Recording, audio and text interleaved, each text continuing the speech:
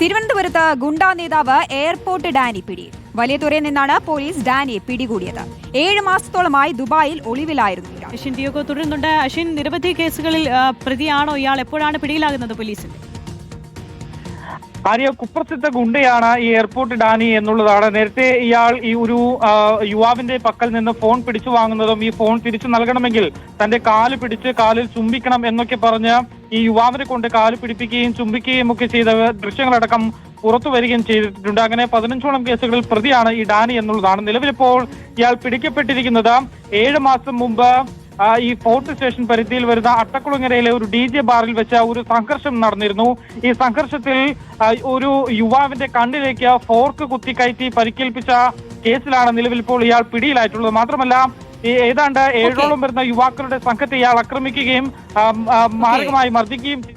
ഗുണ്ടാ നേതാവ് എയർപോർട്ട് ഡാനിയാണ് ഇപ്പോൾ പോലീസിന്റെ പിടിയിലായിരിക്കുന്നത്. അശ്വിൻ ഡിയേഗോ ആണ് വിവരങ്ങൾ നൽകിയത്.